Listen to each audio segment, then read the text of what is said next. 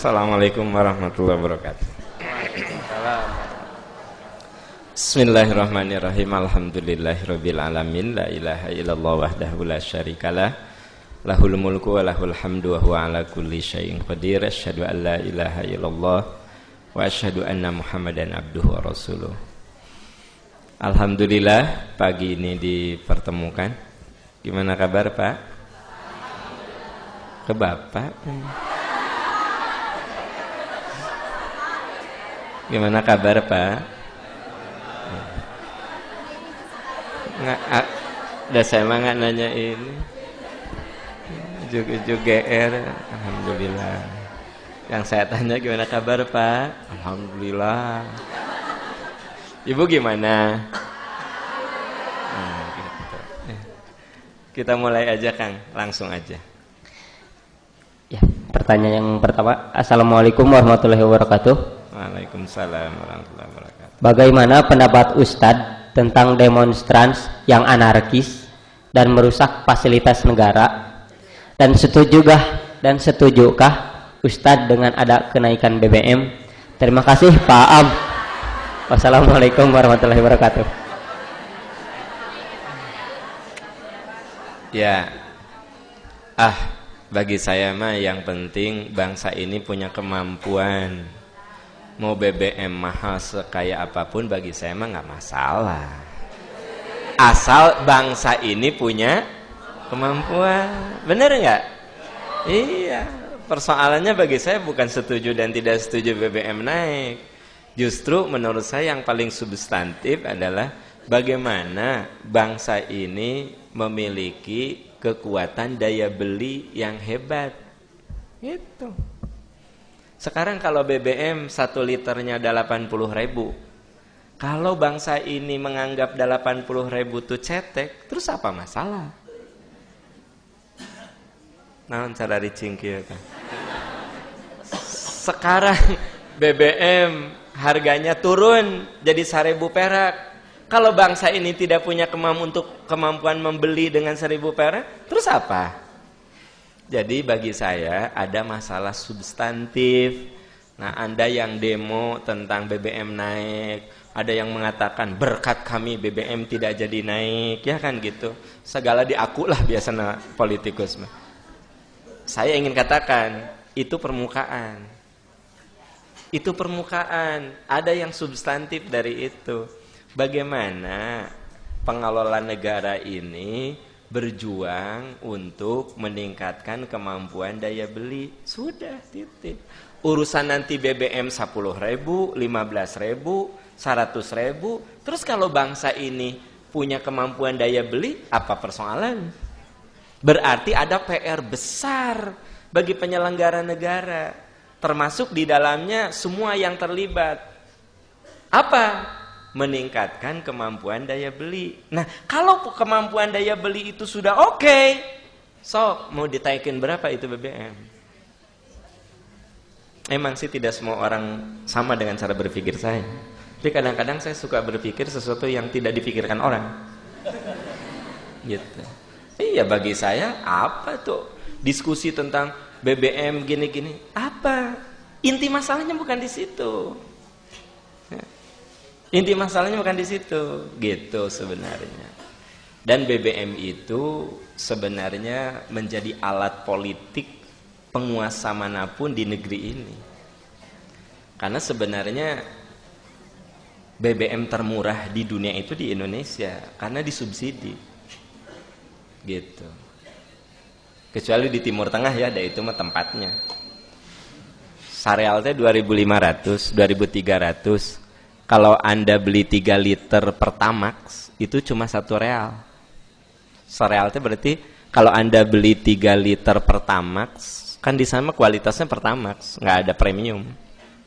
Pertamax itu 1 real itu 3 liter. 1 real itu 2.300. Sementara air mineral yang 600 mili itu 2 real. Jadi sebenarnya mun haus teh mending minum Pertamax. Jadi, nah, tapi itu kan negara tempat minyak. Tapi negara yang model kita di dunia ini hanya Indonesia yang termurah di dunia. Bukan termurah, harganya sih sama, tapi dibantu oleh negara. Karena memang salah satu kebijakan Pak Harto menjaga stabilitas lewat subsidi-subsidi dari hutang. Makanya waktu zaman Pak Harto mah stabil, karena harga BBM teh stabil, udah disubsidi terus. Nah harusnya zaman Pak Harto selama 30 tahun subsidi itu pelan-pelan sekarang teh harusnya sudah seperti Pertamax, tidak sudah ke harga pasar dunia. Di seluruh dunia cuma Indonesia kan yang paling murah. Kalau bicara tentang cara berpikir yang makro ya gitu. Tapi kalau kita berpikir pada realitas bangsa ini, memang dengan kenaikan BBM cukup berat. Nah makanya ada yang lebih substansi dari persoalan BBM. Apa?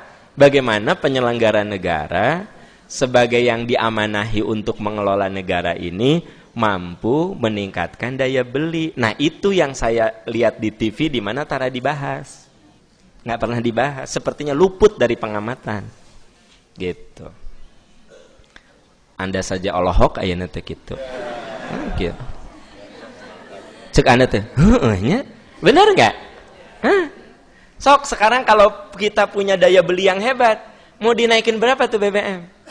Ya, premium. Sekarang berapa premium? 4,5. Karena saya udah lama nggak pakai premium ya. Bukan sombong, saya ingin mengajarkan. Dosa, tahu nggak? Anda orang kaya pakai premium.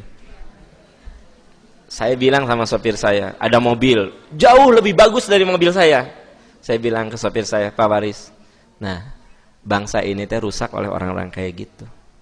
Mobilnya bagus, ya. Pakai premium. Gitu. Orang mampu itu nggak boleh pakai premium. Dia harus Pertamax. Kalau pakai premium, dia mengambil jatah orang-orang yang tidak mampu. Dolim itu. Dengar ya, jamaah MPI nggak boleh beli premium kalau Anda sudah kategori mobil, ya. Iya, gitu. Sudahlah, kita katakan Allah sudah memuliakan saya dengan kemampuan membeli Pertamax. Aku beli Pertamax.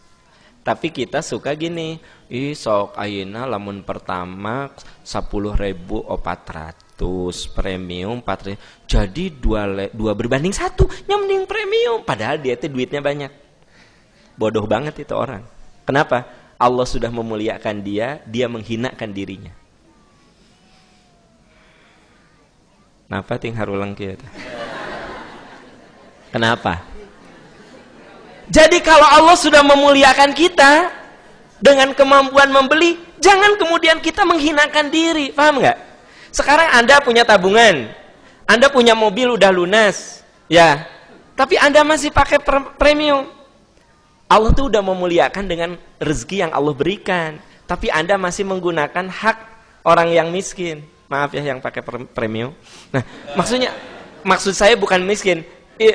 Disubsidi, nggak boleh kasar ada yang ngomong teh. Nah, disubsidi. Nah, jadi sebenarnya kalau kesadaran bangsa ini sudah kayak yang saya tadi ceritakan, aku mampu beli Pertamax, aku beli Pertamax karena itu hak orang lain, milik orang lain. Aku nggak boleh ngambil hak sopir angkot, aku nggak boleh mengambil hak mang ojek, aku nggak boleh. Aku Pertamax. Sekarang cuma beda 100 perak Pertamax biasa dan Pertamax Plus. Aku ambil Pertamax Plus karena orang-orang yang mampu itu sudah harus berada dalam tataran harga pasar dunia, bukan harga pasar subsidi, bukan gitu. Jadi sekarang ini ada 2 persoalan bangsa. Pertama, bangsa ini kesadaran masyarakatnya masih hanya ingin bahagia di tengah penderitaan orang lain. Sekarang gini, kalau orang-orang kaya di Indonesia ini, Anda lihat, mobil mewah di negeri kita ini luar biasa. Mobil mewah itu maksudnya, ya, Avanza yang tahun 2005 itu, tahun 2007. 2007 itu kan harus sudah Pertamax. Avanza tuh. Dan? Terus totong nyesil udah habis so. Jadi ruas gitu. Oh, ya. Maksud saya begini, pemerintah kita sudah masih ngasih subsidi juga bagi yang 2000 cc kan? Nah, 2000 cc kan? Nah, itu adalah kebijakan pemerintah, berarti pemerintah tetap mensubsidi. Tetap mensubsidi. Bagi Anda yang punya mobil di bawah 2000 cc itu tetap mensubsidi. Kalau kita ingin jujur dengan realitas, gitu loh, jujur dengan realitas, sebenarnya dua PR bangsa ini. Satu, bagaimana penduduk negeri ini menyadari akan kemampuan dirinya dan menghargai posisi dirinya di depan Tuhan, bahwa sebenarnya aku diberi kemuliaan oleh Allah untuk membeli BBM dengan harga dunia, pasar dunia. Udah, aku harus begitu. Nah, satu itu yang belum punya di kita ini. Ya. Yang kedua, penyelenggara negara itu harus bertanggung jawab, bukan hanya sekedar pidato orasi-orasi, ya, para politikus dan lain sebagainya, termasuk para birokrat yang hanya janji-janji palsu. Yang penting konkret, bagaimana bangsa ini punya daya beli yang kuat. Kebijakannya harus berpihak kepada kemampuan daya beli, gitu. Nah, itu udah, kalau menurut saya itu dua pekerjaan besar, ya. Itu dijabarkan dalam program-program yang konkret. Udahlah, urusan BBM itu. Ya. Mana tadi teh? Demonstran yang anarkis dan merusak fasilitas. Nah, sebenarnya saya setuju menyatakan inspirasi lewat demonstrasi. Ya, sah-sah saja. Tapi apapun itu namanya, apalagi dilakukan oleh mahasiswa yang konon katanya kaum intelektual, lalu cara demonya seperti preman, ya, membakar mobil dinas, kemudian melempari kantor wali kota, ya. Eta mah jika nama mahasiswa DO marah. Jadi pelampiasan nate karena kalau mahasiswa cerdas mah tuh. Orang maaf ya, Anda yang suka demo nih. Kalau Anda demo, ikut demo teh kudu ngerti kenapa demo. Mbak, kenapa demo? Ya ini solidaritas. Solidaritas apa? Ya gitulah. Ceritanya mahasiswa, ya. Sekarang ini banyak mahasiswa tapi otaknya otak preman Cicahem ujung berung gitu. Iya benar, ya benar, gitu. Saya bilang sama anak-anak mahasiswa, kalian teh kaum intelektual apa preman sih? Anda boleh memprotes ke rektor, tapi caranya jangan begitu. Anda pakai jas, pakai dasi, ya, janji sama sekretaris rektor, katakan kami perwakilan dari mahasiswa ingin bertemu dengan Pak Rektor. Datang, kalian pakai seragam alma mater dengan rapi, katakan inspirasi kamu. Itu kamu mahasiswa. Ini di depan kantor rektor, bawa spanduk, ya kan, rektor turun, gitu ya. Mobilnya di baledog. Saya bilang kalian ini apa sih, mahasiswa apa preman? Kalau preman mati nanaon ndak. Iya mahasiswa. Saya bilang kalian mahasiswa tuh coba, walaupun kalian nggak pernah mandi, mau ketemu rektor teh mandi, kan gitu. Ya. Parfum tuh saya punya lah beberapa parfum yang setengah nage mau kadaluarsa sok pakai, kan gitu. Kalian pakai jaket alma mater, sopan, janji sama sekretaris rektor, ketemu, ya. Kami akan menyampaikan inspirasi kami sebagai mahasiswa atas kebijakan Pak Rektor. Nah, ngomong. Terus kamu bikin poin-poin apa yang harus disampaikan. Berani jamin rektor akan respect sama kamu. Pasti. Daripada kamu bikin spanduk, ya kan? Terus apa? Yang paling parah, mahasiswa dilarang kuliah. Ya mahasiswa teman-teman yang kuliah nggak boleh kuliah. Gitu. Nah ini jalan ditutup. Ya apa? Terus otaknya disimpan di mana? Ngambek ya? Nah, jadi rekan-rekan mahasiswa, saya atau rekan-rekan buruh, saya setuju demo itu salah satu untuk mengekspresikan aspirasi. Tapi demo itu harus elegan, terhormat. Orang tuh mendukung dengan doa gitu. Jalan tol ditutup, nungutuk nanti banyak. Jalan tol ditutup. Ada orang teh yang mau meeting, yang mau ujian, yang mau penerbangan kemana ditutup. Menurut Anda itu orang-orang yang di mobil dan macet, doanya baik apa buruk? Buruk.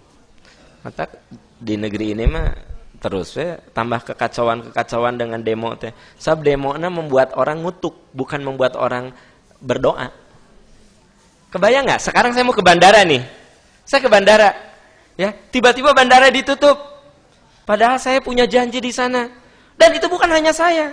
Sekian ratus ribu orang mau ke bandara ditutup. Anda kebayang nggak tuh? Doa orang-orang yang punya kepentingan. Nggak ada doanya. Ya Allah, semoga permohonan mereka dipenuhi. Semoga mereka rezekinya diluaskan. Mual percaya. Ya. Kurang. Pasti minimal kurang ajar dasar jelema bodoh gitu. Minimal ya. Kurang ajar dasar jelema bodoh gitu. Ya. Jalan ke bandara ditutup kelo tuh mikir pisan. Kurang ajar. Sok siap bangkrut. Nah gitu. Sok Anda kebayang nih. Tapi susah sih ngomong ke orang yang suka demo mah kadang logikanya nggak jalan. Gitu. Nah jadi sebenarnya nggak usah pakai agama urusan demo anarkis mah nggak usah pakai agama, pakai common sense. Nggak usah pakai logika terlalu tinggi. Common sense, akal sehat. Kan kalau logika mah udah rada tingginya, common sense, akal sehat gitu. Udah cukup kok mau dipakai agama. Rasulullah itu ketika akan berperang nih, mengatakan, nanti kalian di sana akan menemukan tempat yang menjadi kepentingan umum. Kamu nggak boleh merusak pasar, kamu nggak boleh merusak sumber air, kamu nggak boleh merusak kendaraan. Itu mah Rasul ketika kepada orang yang berperang, pesannya gitu. Ya demo. Nah gitu. Makanya kalau bicara pakai agama udah jelas. Pakai common sense saja, akal sehat. Ya. Apalagi? Ya, maksud saya apalagi pakai agama gitu, ya. Oke. Nah, omongan saya ini nggak disukai oleh para demonstran. Kecuali oleh kaum intelektual. Nah, itu bisalah ngerti gitu. Tapi saya kalau di kampus suka ngomong. Sekarang ada sedikit perubahan lah. Jadi biasanya demo itu pakai kata-kata yang kasar. Ya. Saya bilang sama mereka, Anda ini orang terpelajar. Anda ini mahasiswa. Orang menganggap Anda ini orang cerdas. Coba lihat spanduk-spanduk Anda, tidak menunjukkan kecerdasan. Coba pakaiannya ganti dong, pakai jaket alma mater kek, pakai kemeja, pakai parfum, datang ke dekan, bikin janji. Nah gitu nih rekan-rekan mahasiswa, demonya harus begitu ya. Ulah ya mah bendera universitas diduruk, diinjek-injek. Nah, udah gitu manehna teh lulus teh di dinya. Aneh tuh. Bodoh pisan teh. Ya, lanjut. Ya. Maaf rada emosi nih pagi-pagi. Assalamualaikum warahmatullahi wabarakatuh. Bukan emosi sih maksud saya ya greget gitu teh. Greget. Ya lanjut. Jadi bagaimana hukum kenaikan BBM? Makanya saya nggak pernah gitu ngebahas yang tentang itu karena saya pikir ada yang substantif sebenarnya. Ya. Jadi bangsa ini menyimpan persoalan-persoalan substansial yang harus diselesaikan secara elegan oleh para elit ilmuwan dan elit politik, elit pengusaha. Ya. Karena di negeri ini elit penguasa itu kalah kepentingannya oleh elit pengusaha. Pak. Sok peraturan-peraturan di Indonesia itu galak di atas kertas. Tapi sudah berhadapan dengan pengusaha mah sudah beres. Saya pernah bicara tentang betapa memprihatinkan tempat-tempat ibadah di mall. Apa katanya? Dah paham, sebenarnya peraturan itu sudah ada. Ya kalau memang ada, terus kenapa jalan begitu? Berarti kepentingan pengusaha itu lebih kuat. Maksudnya power pengusaha di Indonesia ini bisa mengalahkan power penguasa. Iya gitu. Dan satu bangsa kan akan hancur kalau sudah begitu sebenarnya. Makanya Bandung itu unik, terjelas mana tempat kuliner, mana tempat tinggal, ya. Mana tempat, terjelas. Tapi kata justru itu menariknya Bandung. Kebayang tuh di perumahan tiba-tiba ada kuliner, ya. Tiba-tiba di tempat, pokoknya mah, tapi lah itulah. Jadi ya mungkin itu uniknya Bandung ya. Tapi tetap saya bangga jadi orang Bandung. Gitu. Lebih bangga lagi jadi seorang Muslim, ya. Kang lanjut. Assalamualaikum warahmatullahi wabarakatuh. Waalaikumsalam warahmatullahi wabarakatuh. Keponakan saya termasuk anak yang berprestasi di sekolahnya.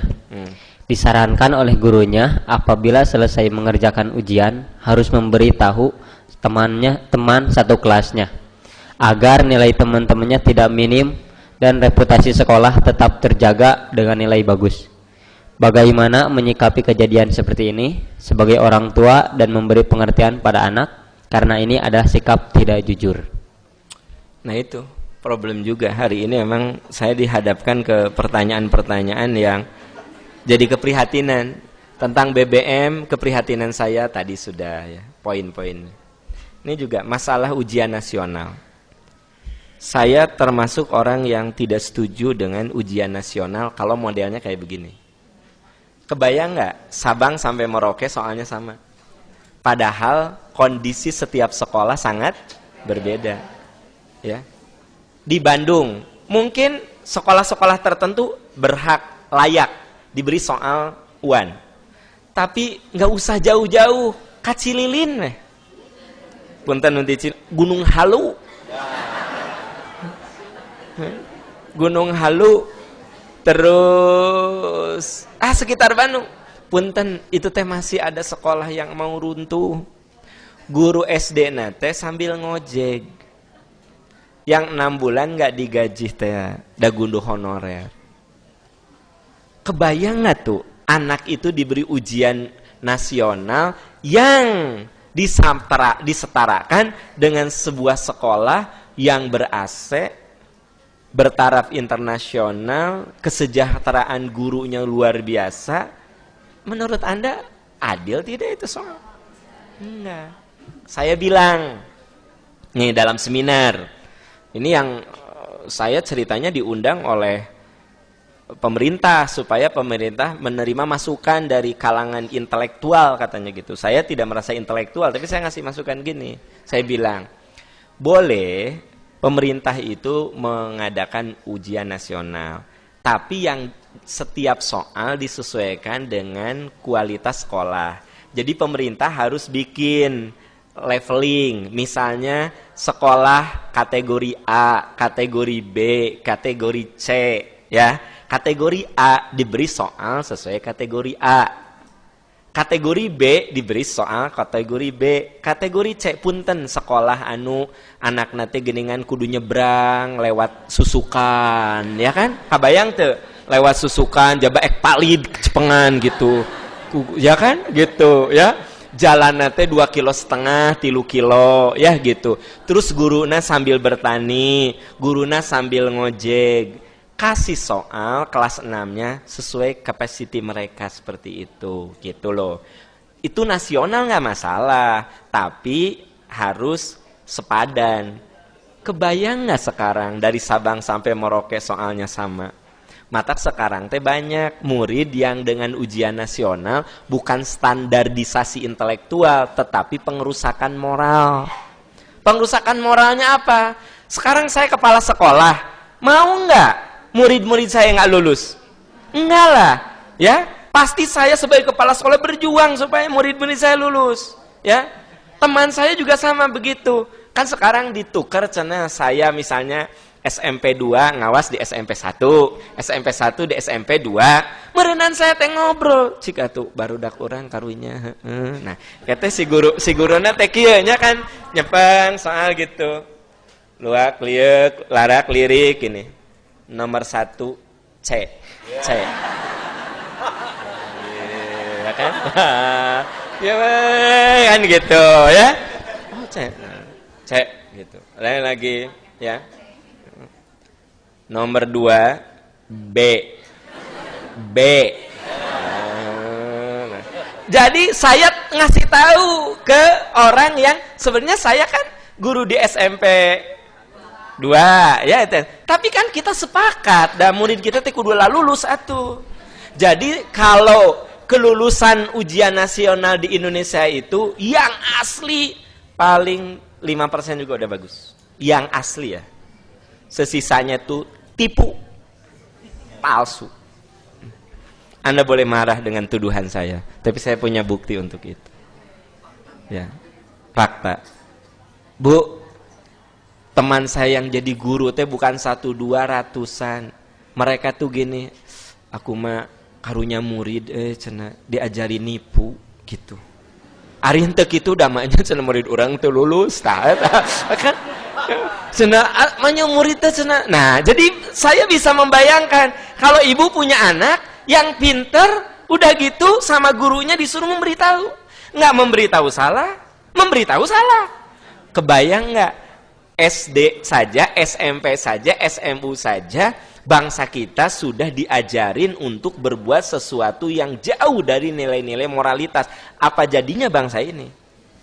Jadi bangsa kita itu hanya sekadar kita harus punya akreditasi, kita harus punya standarisasi.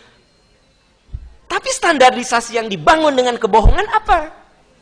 Kita itu suka ingin sok hebat, tapi tidak paham realitas. Nah ini teh saya teh udah ngomong gini teh bukan ke Anda, ke Anda mah nggak ngaruh. Anda bukan pengambil keputusan, tahu? Saya kepada orang yang mengambil keputusan. Dan yang sepemikiran dengan saya teh bukan 1 orang 2 orang, banyak. Tapi saya nggak tahu kenapa tetap jalan UAN tetap dengan alasan tidak ada alat ukur nasional. Ya kalau tidak ada, kalau ini sudah jelas-jelas madorotnya banyak, katanya kan kita ingin bangsa kita ini dibangun oleh ketakwaan, ketuhanan yang Maha Esa. Terus Tuhan yang Maha Esa dan takwa disimpan di mana? Atas nama standarisasi. Gitu. Memang sih kalau ngobrol sama Anda mah kayak denger gitu Anda teh. Bari Anda teh nggak bisa berbuat gitu. Pejabat bukan ya teh. Saya ngomong di depan pejabat saja nggak ngaruh. Saya teh kikian teh pernah ngomong di depan pejabat. Nah lebih disopan dikit lah gitu. Tapi kasarnya lebih kasar dari ini. Bener loh Bu. Di depan pejabat. Ya, karena saya diminta masukan, alhamdulillah. Saya nggak pernah ceramah bahas ini kecuali ada pertanyaan. Kenapa? Ceramah juga percuma di depan orang yang tidak ngambil keputusan. Ya misalnya saya di masjid ngomong percuma. Kapan saya ngomong? Lihat orangnya. Ini orang yang kira-kira akan mengambil keputusan. Saya ngomong dan saya lebih tajam. Artinya apa? Saya tunjukkan data-datanya. Betapa ujian nasional itu membuat bangsa ini menjadi bangsa penipu dan pendusta. Ya, dan sebenarnya Anda kalau jadi guru mah merasakan banget ya. Iyalah, ada tim sukses segala tuh. Ada tim sukses. Iya, ada tim sukses. Ada strategi-strategi, kan gitu. Misalnya saya ahli matematik. Nah, saya kirim ya, apalagi sekarang sudah ada BlackBerry segala macam, kirim ke pengawas yang ada di sana. Kita saling kirim. Anak-anak kita itu saya katakan yang murni lulus ujian nasional dengan angka ideal, saya berani jamin 10% saja udah bagus. Sisanya banyak dengan hal-hal yang justru merusak mentalitas anak kita. Saya mengumumkan diri termasuk yang tidak setuju dengan ujian nasional kalau mekanismenya seperti sekarang. Boleh tetap ada ujian nasional, standarisasi nasional, tapi please kita harus mengelompokkan wilayah-wilayah SD, SMP, SMU pada tataran yang sesuai gitu. Ya, 2 pertanyaan tapi rada-rada. Karena saya biasanya kalau ngomong gini tertutup. Maksud saya kalau terbuka gini enggak sih. Terbuka gimana? Ya kumaha mawat bisa gampang begitu. Jadi tapi kalau yang sifatnya kebijakan, itu konseptual. Jadi logika-logika ilmiah, alasan, data, fakta itu harus kuat. sekuat itu pun nggak ngaruh. Ya, nggak ngaruh. Andai saya tidak menginginkan, andai saya jadi menteri P dan K, saya tidak berminat itu, dengar, tidak berminat. Nah, andai saya jadi menteri, belum tentu saya bisa mengubah. Dengar itu. Kebayang nggak? Andai kan saya jadi menteri nih, ya, gitu. Misalnya jadi menteri, wah CX si Aam tuh ngomong kasar gitu, ya. Kasih dia jabatan jadi menteri, menteri P dan K yang ngurus tentang ujian nasional, misalnya, ya. Sekarang P dan K gitu. Kementerian Pendidikan dan Kebudayaan. Saya jadi, dengar ya, belum tentu saya bisa melakukan itu. Catat itu. Kebayang nggak sama Anda? Karena apa? Ketika saya jadi menteri, jangan dikira kebijakan menteri itu totally dari menteri. Ada kepentingan-kepentingan pengusaha di situ. Sekarang kalau bikin soal, siapa yang bikin soal? Distribusi soal, siapa yang punya kepentingan distribusi soal? Gitu. Anda pikir kalau saya jadi menteri Kementerian Pendidikan dan Kebudayaan, saya bisa menghapuskan ujian nasional? Ya, dengan logika-logika ilmiah seperti itu, ya. Dan saya yakin semua yang hadir di sini relatif menyepakati pemikiran saya. Di forum ilmiah saja sepakat. Banyak yang sepakat bahwa memang harus dikelompokkan gitu, ya. Tapi ada sebuah power di balik para menteri itu, jangan salah. Jadi jangan, terus kalau Anda misalnya jadi menteri, bisa juga saya meragukan itu, gitu. Jadi ayeuna mah tos KMPI nu rajin. Tas tahap awal mah eta lah KMPI baheula nu rajin lah, tas eta we. Ya. Ya. Saya ini mah jadi rada kaditu kadieu. Saya itu sering loh merasa jadi gini, bangsa ini teh gimana gitu ya. Seperti saya teh cuek, tapi sebenarnya saya kalau ngikutin berita, ngikutin ini teh memang kayak benang kusut. Hanya Allah, hanya kuasa Allah yang membuat bangsa ini betul-betul nanti sampai pada titik pencerahan. Hanya kuasa Allah. Logika kita udah sulit sekarang. Udah sulit. Ya. Saya kenal dengan beberapa menteri. Kenal. Dekat, suka diskusi, ya. Ya kalau boleh berterus terang mas, saya juga pernah diminta untuk jadi salah satu staf ahli menteri sebenarnya, tapi kan mau dikemanakan MPI.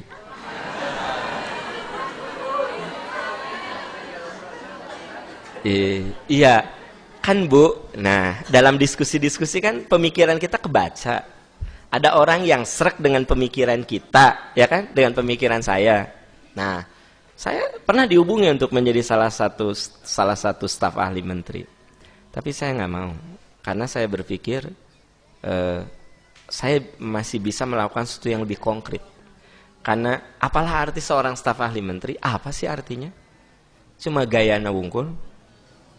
Aam Amiruddin staf ahli menteri gitu, gaya wungkul. Ayeuna Aam Amiruddin guru musola MPI gitu, ya. Hanya sebuah prestise saja kan? Nah, oke. Saya ngobrol. Jadi ternyata kalau Anda jadi menteri, itu jangan dikira semudah itu Anda mengambil kebijakan. Logika Anda mengatakan ini, staf ahli Anda mengatakan, Anda katakan harus begini. Dengar ya. Nanti ada sebuah power di luar biasa power itu. Nah, power itu. Sekarang powernya dari partai. Ya, dari pengusaha yang berafiliasi ke partai. Contoh sederhana, ujian nasional tuh banyak yang paham betul itu tuh. Tapi sekarang coba hitung aja berapa soal yang dibuat. Terus itu melibatkan siapa? Pengusaha. Gitu. Itu contoh sederhana. Anda kira semudah itu? Enggak juga, gitu. Matak sok Anda ada orang suka greget kan? Kenapa sih ini? Dan si menterinya juga ngerti, itu nggak benar gitu. ngerti gitu loh, ya, gitu. Sekarang misalnya Pertamina ada direktur utamanya, wakil-wakil direkturnya misalnya titipan semua. Terus si direktur utama ketika mengambil kebijakan ini si direktur ini ada kepentingan dengan partainya, ini ada kepentingan dengan partainya, ini begitu ada tender misalnya ini, ya kan gitu. Benar sih, seperti ikut aturan tender, tetapi di balik itu Anda kira itu murni tender, ya? Atau boro-boro tender yang level triliunan begitu, tender pembangunan sekolah, leletikan 200 juta, 300 juta, 100 juta, leletikan, emang dibuka online, itu dibuka online, tetap no diokekan, no dicirian, benar nggak? Eta mah udah rahasia umum, saya juga nggak pernah ikut tender tahu atuh. Jangan jangan ikut aturan, enggak. Sekarang gini, saya pejabat publik, oke? Saya mau bikin jalan ini misalnya harus ditenderkan, ya. Anda kira murni? Saya lihat lewat usulan-usulan Anda, murni gitu? Omong kosong, enggak. Ya, udah kabaca si iya. Ya, si iya teh anaknya si ini teh afiliasinya partainya ini, si ini. Ya memang dibuka. Nah, Anda yang tidak ngerti seolah-olah itu teh aturan main, Anda ikut ya, persyaratan dipenuhi, moal menang moal. Moal menang moal. Percayalah. Gitu, ya. Saya walaupun ustad da ari gaul mah atuh. Jeung tukang-tukang proyek teh sering atuh. Ya. Walaupun ustad yang tukang proyek mah sering atuh.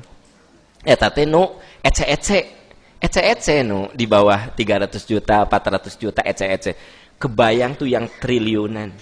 Kebayang tuh yang bikin pembangkit listrik, bikin pembangkit itu yang harganya triliunan, bikin apa? Anda kira tidak ada orang main di situ? Hah. Gitu. Nah, makanya saudara-saudara dengar nih. Ini mah ceramah politik bener nih.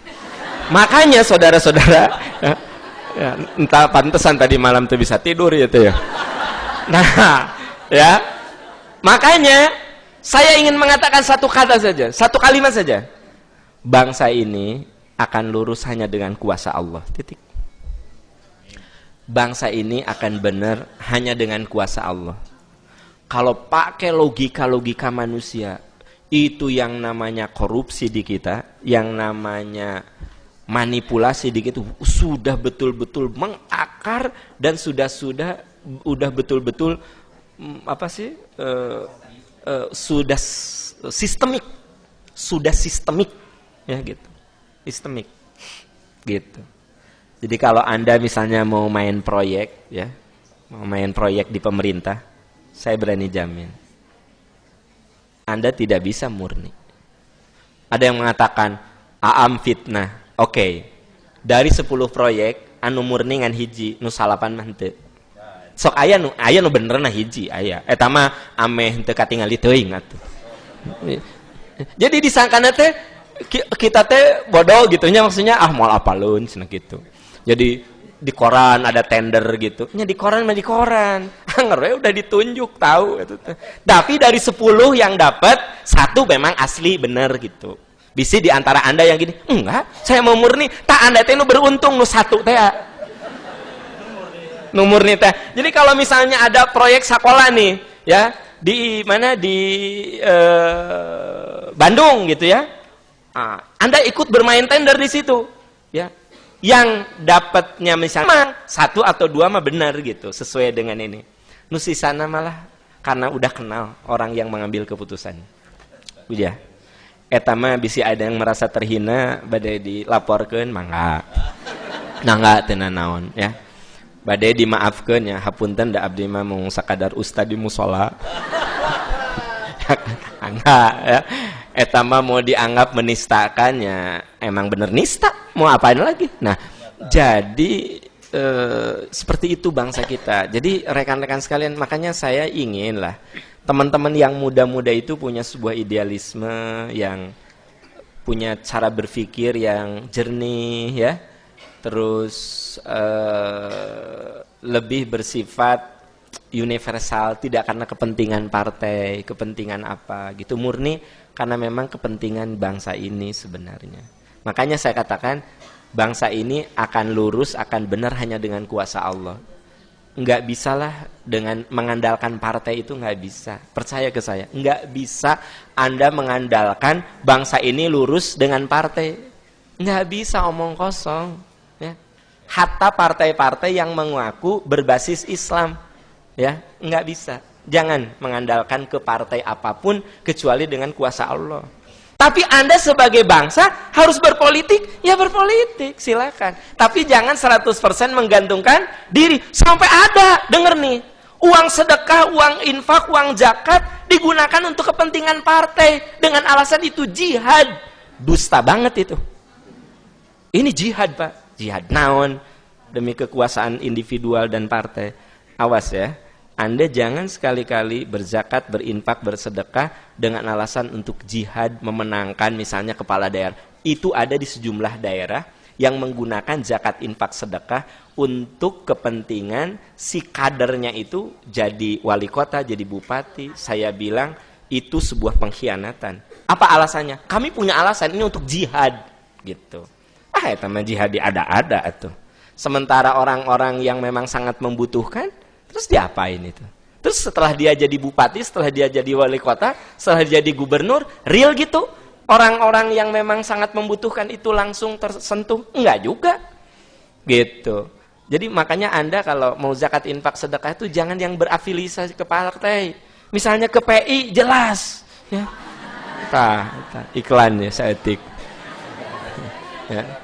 Ya, gitu. Makanya aduh saya prihatin sekarang ini ada yang gunakan zakat, infak, sedekah gitu untuk jihad gitu dengan alasan kan di dalam surat apa bahwa seperbagiannya itu untuk fakir, miskin, ibnu sabil, sabilillah. Nah katanya partai itu sabilillah. Jadi si zakat, infak, sedekah itu diambil sebagian untuk sabilillah itu. Nah sabilillah itu untuk menyebarkan pamflet, terus masang baliho ya anu sambil senyum atau apa gitu kan. Terus katanya etate jihad. Apa jihad kayak begitu? Nggak ada. Maksud saya kalau ingin jadi politikus, sudah jadi politikus, nggak usah uang zakat, infak, sedekah dipakai untuk kepentingan partai, nggak usah gitu. Kayak gini deh. Menurut Anda salah apa benar? Saya mengumpulkan zakat fitrah. Benar nggak yang ngumpulin zakat fitrah? Benar. Tapi dina zakat fitrah teh keresekna pakai cap partai. Itu yang aku bilang menistakan agama. Itu. Jadi saya mah zakat infak kok gitu. Jadi si sedekah itu, si zakat fitrah itu benar dikumpulkan, benar dibagikan. Yang nggak benernya apa? Keresekna teh cap partai, gamar. Enggak cenah daripada keresek cenah ngagaloler teh dipake ka alasanna teh eta ya terus dikirim ya kan gitu. Nah itu yang makanya sekarang mah rudet lah gitu kalau agama sudah dijadikan alat untuk kepentingan kelompok gitu ya. Jadi hari ini seluruh pertanyaan berkaitan dengan masalah politik.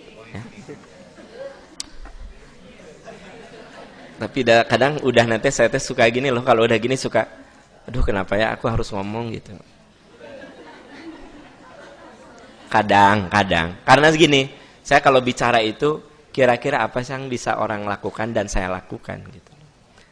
Kadang-kadang nih, ini mah curhat. Kenapa saya jarang sekali bicara politik gitu? Bukan nggak bisa ya, denger, bukan nggak bisa. Tapi saya berpikir di mana saya harus bicara gitu loh. Ya. Kalau bicara pendekatan aslinya mah kalau bicara politik ya nggak akan ada ujungnya. Hanya maksud saya kalau saya bicara itu terus apa bagi umat gitu loh. Nah, kadang-kadang gitu ya. Mata sesekali aja lah gitu ya. Aslinya mah saya lebih suka udahlah baca Quran, baca hadis, baca Quran, baca hadis, kita terapkan dalam kehidupan. Urusan nanti berpolitik atau apa sudah saya kembalikan kepada kadar kemampuan intelektual dan kadar nurani masing-masing gitu sih. Tapi begitu saya harus bicara di depan forum yang tepat, nah saya ngomong gitu. Nah, tapi ya udah pertanyaannya teh ini juga dipilih pisan itu dah. Pantesan tadi malam mah bobotnya asa teu tibre kayak naon gitu. Nah, ini kila-kila ya teh. Mau tidur teh ini susah teh padahal seharian udah capek ya. Jam 1 bangun, jam 3 bangun gitu. Cuk saya teh aya naon itu. Oh, ngabahas tentang eta tah. Itu dah. Ya teh cek orang Garut mah teh kila-kila. Ya. Kila-kila gitu, ya. Gitu. Kila-kila teh ya tanda-tanda lah. Enggak ketang eta mah canda tong dijadikan serius dia kitu teh jadi menyekutukan Allah dia kitu lah. Enggak ya mah canda we gitu. Ya. Oke, sudah dulu deh supaya cooling down ya. Ya, teu aya leuh eta ge. Teu aya meni teu aya gorengan, teu aya cireng, odading, cakwe, ini garing, ya kan? Kita break aja dulu.